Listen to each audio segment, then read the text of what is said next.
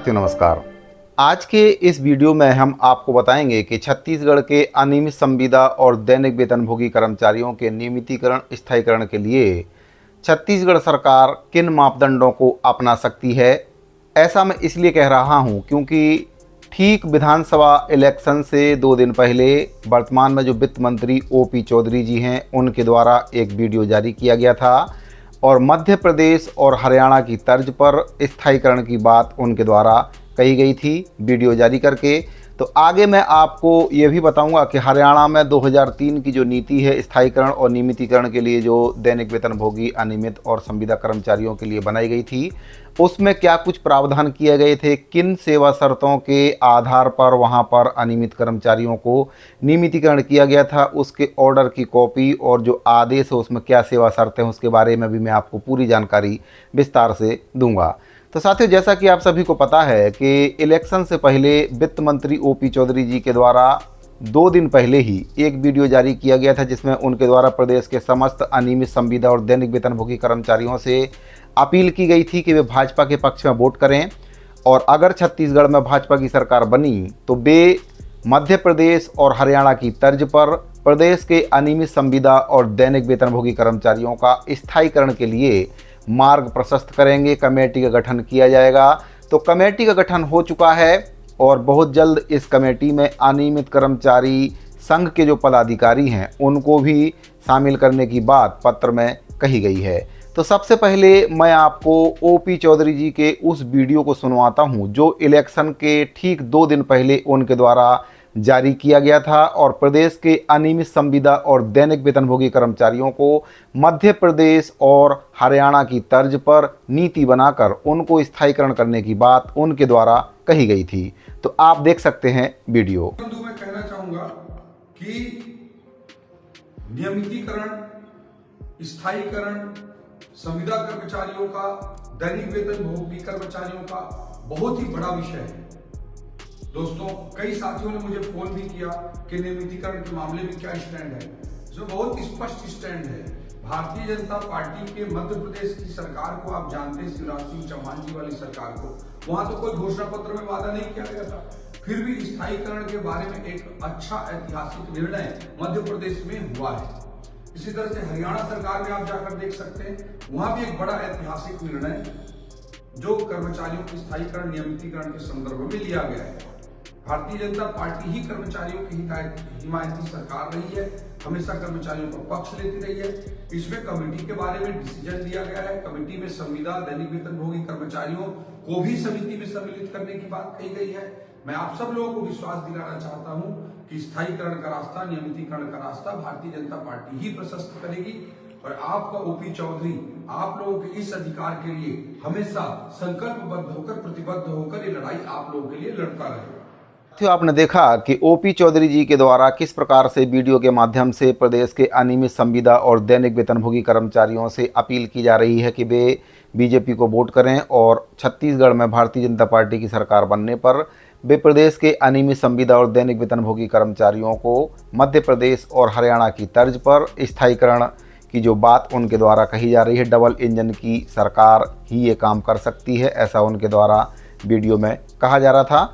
तो अब हम बात करेंगे कि हरियाणा में जो नियमितीकरण के लिए नीति बनाई गई थी 2003 में, उसमें क्या कुछ सेवा शर्तें थी, किन कर्मचारियों को नियमितीकरण किया गया था, किन शर्तों के अधीन उसमें कर्मचारियों को नियमितीकरण किया गया था। तो साथियों, ये आदेश आपका जारी किया गया था 1 अक्टूबर 2003 को हरियाणा सरकार सामान्य प्रशासन विभाग की ओर से ये आदेश जारी किया गया था। सेवा शर्तें बताई गई थी नियमितीकरण के लिए, किन सेवा शर्तों का इसमें पालन किया जाना आवश्यक है। तो इसमें बताया गया, हरियाणा सरकार सामान्य प्रशासन विभाग सामान्य सेवाएं अधिसूचना संख्या दिनांक 28 जनवरी 1970 के खंड 6 के परंतुक के 7 पठित भारत के संविधान के अनुच्छेद 309 के परंतुक द्वारा प्रदान की गई शक्तियों तथा इस निमित्त उन्हें समर्थ बनाने वाली सभी शक्तियों का प्रयोग करते हुए हरियाणा के राज्यपाल इसके द्वारा ग्रुप गा के ऐसे पदों जिन्हें 30 सितंबर 2003 को ग्रुप गा के कर्मचारियों द्वारा कम से कम 3 वर्ष की अवधि के लिए तदर्थ अनुबंध आधार पर अथवा दैनिक वेतन के आधार पर धारण किया गया हो, को हरियाणा कर्मचारी चयन आयोग के कार्य क्षेत्र से बाहर निकालने के लिए विनिर्दिष्ट करते हैं। ऐसे तदर्थ अनुबंध दैनिक वेतनभोगी कर्मचारियों की सेवाएं नियमित की जाएंगी बशर्ते वे निम्नलिखित शर्तें पूरी करते हों। तो क्या सेवा शर्तें हैं इसमें जिनको पूर्ति करने वाले कर्मचारियों का नियमितीकरण किया गया था? इसमें बताया गया है कि केवल ऐसे तदर्थ अनुबंध आधार पर नियुक्त कर्मचारियों की सेवाएं नियमित की जाएंगी जिन्होंने 30 सितंबर 2003 के 3 वर्ष की सेवा अवधि पूरी कर ली हो और जो स्थिति को सेवा में थे, यानी कि 2003 को जिन कर्मचारियों की सर्विस 3 वर्ष हो चुकी है उनको नियमितीकरण किया जाएगा और उस समय तक वे सेवा में रहे हों। यदि तदर्थ अनुबंध आधार पर जो नियुक्त कर्मचारी हैं उनकी सेवा में ब्रेक उसकी गलती की वजह से नहीं है तो ऐसे ब्रेक को माफ़ कर दिया जाएगा। अन्यथा ऐसा ब्रेक असाधारण दीर्घ अवधि जैसे कि 6 मास या उससे अधिक अवधि का ना हो तथा यदि सेवा में ब्रेक कर्मचारी की गलती जैसे कि नौकरी छोड़ने की वजह से है और ऐसे ब्रेक की अवधि 30 दिन से अधिक है तो उसे माफ़ नहीं किया जाएगा। आगे इसमें बताया गया है कि कर्मचारी तदर्थ अनुबंध आधार पर धारित पदों के लिए निर्धारित योग्यताएं रखते हों, यानी कि जिस पद पर उसको नियमितीकरण किया जाना है उस पद के लिए वह जो निर्धारित योग्यता है वह रखना उसके लिए काफ़ी ज़रूरी है। ऐसे कर्मचारियों को कार्य और आचरण समूचे तौर पर अच्छा होना चाहिए और उनके विरुद्ध कोई भी अनुशासनात्मक कार्रवाई, दंडात्मक कार्रवाई लंबित नहीं होनी चाहिए। यानी कि जिन कर्मचारियों का नियमितीकरण किया जाएगा उनका आचरण अच्छा होना चाहिए और कोई भी उनकी जो अनुशासनात्मक कार्रवाई या दंडात्मक कार्रवाई उनके ऊपर नहीं होना चाहिए। उन्हीं कर्मचारियों का नियमितीकरण इसमें किया जाएगा। अगली जो शर्त है उन्हीं कर्मचारियों को नियमित किया जाएगा जो मूल रूप से रिक्त पदों पर नियुक्त किए गए थे। साथियों, ये बहुत ही महत्वपूर्ण टॉपिक है, इसको समझना काफ़ी ज़रूरी है।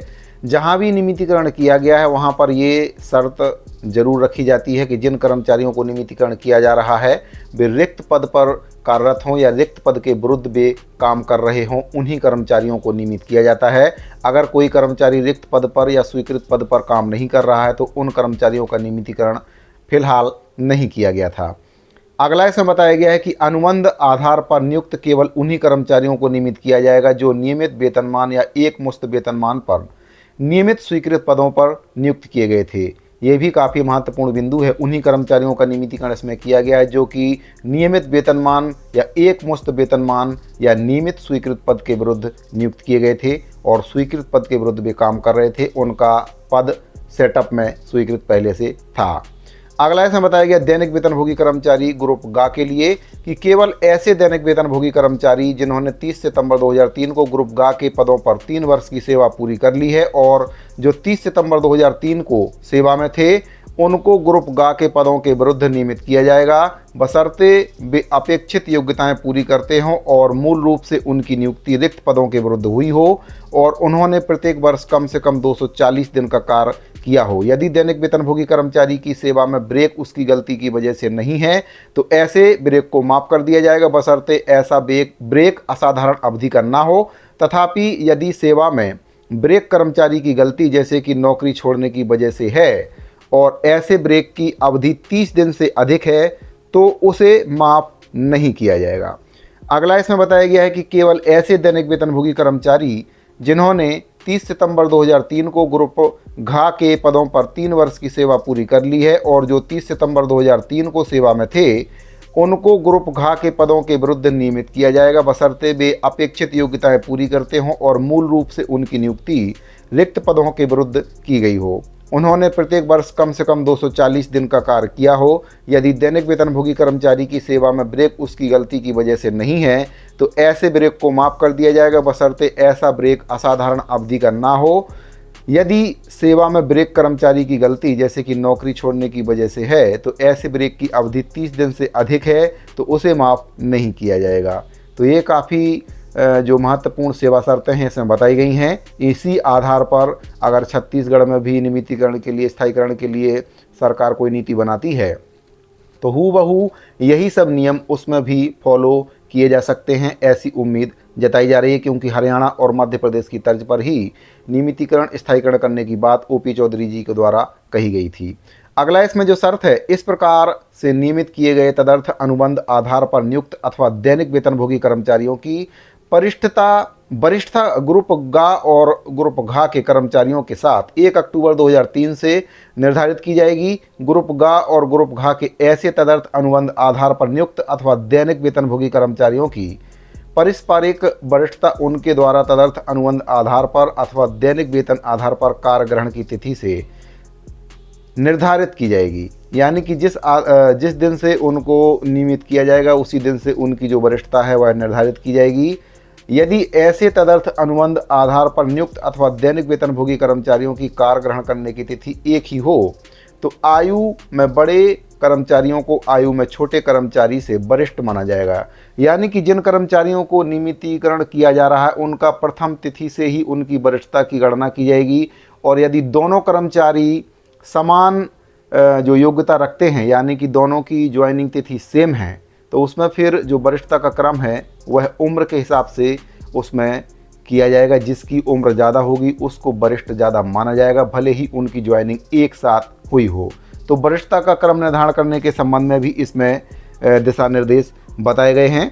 अगला इसमें बताया गया है कि उपरोक्त नीति को हरियाणा रोडवेज के चालकों तथा परिचालकों के मामलों में लागू नहीं किया जाएगा। चालकों और परिचालकों को नियमित किए जाने से संबंधित सभी निर्णय समय समय पर संशोधित हरियाणा परिवहन ग्रुप गा हरियाणा राज्य परिवहन सेवा नियमावली 1995 के अनुसार लिए जाएंगे। यानी कि जो हरियाणा रोडवेज के चालक हैं, परिचालक हैं, उनके मामले में ये नीति लागू नहीं होगी। भविष्य में ग्रुप गा अथवा ग्रुप घा के पदों पर तदर्थ अनुबंध दैनिक वेतन पर नियुक्त करने की प्रवृत्ति पर अंकुश लगाया जाएगा और इस प्रकार की कोई भी नियुक्ति नहीं की जाएगी। और यदि ऐसी नियुक्ति ली जाती है तो ऐसी नियुक्ति करने वाले अधिकारी और कर्मचारियों के विरुद्ध सख्त कार्रवाई की जाएगी और संबंधित कर्मचारी अधिकारी से वसूली भी की जाएगी। साथ ही इसमें बताया गया है कि जो नियमितीकरण है उसको करने के बाद में अब दोबारा ऐसा नहीं किया जाएगा, मतलब अनियमित के तौर पर किसी भी कर्मचारी को नियमितीकरण नहीं किया जाएगा। और ये नियमितीकरण करने के बाद कर्मचारी को अनियमित के तौर पर नहीं रखा जाएगा। और अगर अनियमित के तौर पर किसी अधिकारी के द्वारा किसी कर्मचारी को रखा जाता है तो उसकी जो वसूली है वह राज्य सरकार संबंधित अधिकारी से कर सकती है। तो एक बार के लिए नियमितीकरण 2003 में हरियाणा सरकार के द्वारा किया गया था और उसी आधार पर अब छत्तीसगढ़ में भी प्रदेश के जो अनियमित संविदा और दैनिक वेतनभोगी कर्मचारी हैं उनको नियमित करने के लिए नीति और नियम व सेवा शर्तें बनाई जा सकती हैं। तो मैंने आपको पूरी सेवा शर्तों के बारे में इसमें आपको बारी बारी से बताया है।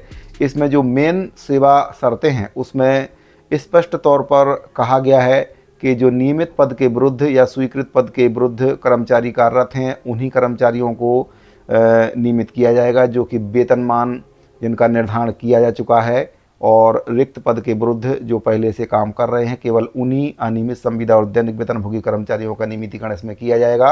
वरिष्ठता का क्रम भी इसमें बताया गया है कि अगर समान योग्यता रखने वाले 2 कर्मचारी जिनकी नियुक्ति एक ही तिथि को की गई है तो उसमें वरिष्ठता का निर्धारण जिसकी उम्र ज़्यादा है उसको प्राथमिकता देकर उसमें किया जाएगा। तो साथियों, अगर आप पूरे इस आदेश की जो कॉपी है उसको डाउनलोड करना चाहते हैं तो इसका PDF फाइल आपको हमारे टेलीग्राम चैनल पर मिल जाएगा। लिंक वीडियो के डिस्क्रिप्शन में दिया गया है। साथियों, अगर आपको जानकारी अच्छी लगी हो तो वीडियो को लाइक शेयर और चैनल को सब्सक्राइब जरूर कर लें। मिलते हैं अगले वीडियो में। धन्यवाद।